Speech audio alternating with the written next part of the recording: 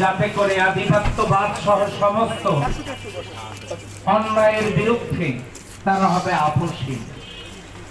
আজ খুবই মনে পড়ছে তার কথা।